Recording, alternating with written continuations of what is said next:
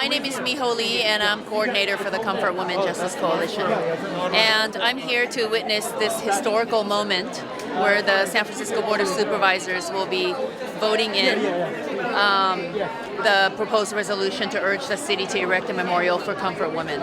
In my understanding, opposition is quite diverse, but really spearheaded by the Japanese government, or specifically the Abe administration and the supporters of the Abe regime. And some of the other opponents have also been from within California and our local community that are legitimately concerned about potential, backlash against the people of Japanese descent. However, the Japanese government and the right-wing grassroots movement, people from Japan, have been exploiting the existing historical fear and trauma of the Japanese Americans and other people of color that have suffered discrimination in the United States to create a wedge and present a picture of false solutions that quieting this manner, turning away from the truth, is going to maintain harmony and peace. Are you shocked that they personally attacked the grandmother who came here? They said she was a liar while she was in the hearing? It was absolutely horrendous to witness.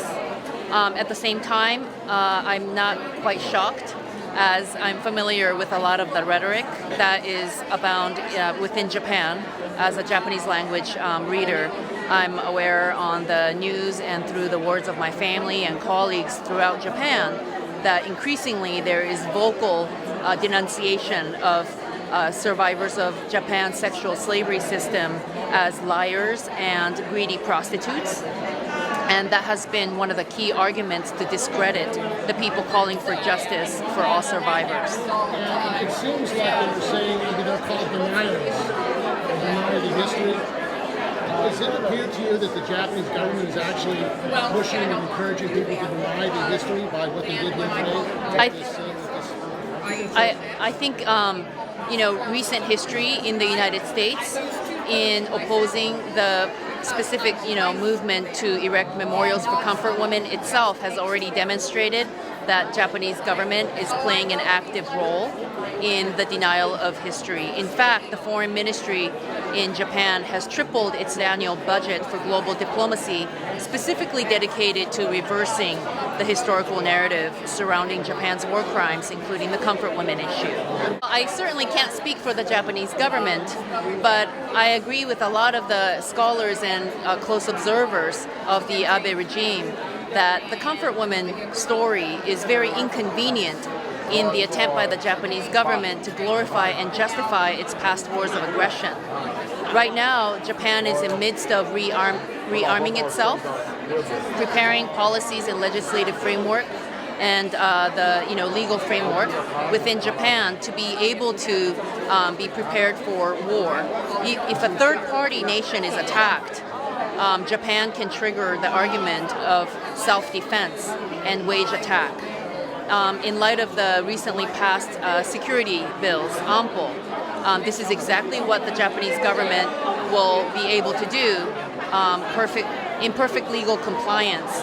And I think as Japan is envisioning the revival of an imperial Japan of World War II, it's not going to be consistent with their main line that the past war was a sacred and holy war to eradicate racism from throughout Asia Pacific, when the comfort woman story itself is a blatant violation of the rights of other people in Asia Pacific and beyond. And what should American people do about this whole situation?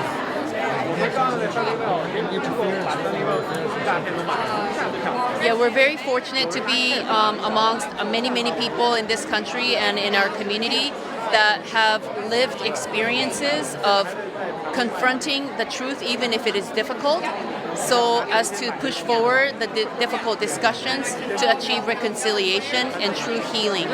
And justice, as Martin Luther King Jr. has argued, prevails upon not negative peace, the one, the kind of harmony that is maintained on the surface at the expense of justice, but rather confronting and resolving all injustices of the past so that no one is left behind when we have harmony in society.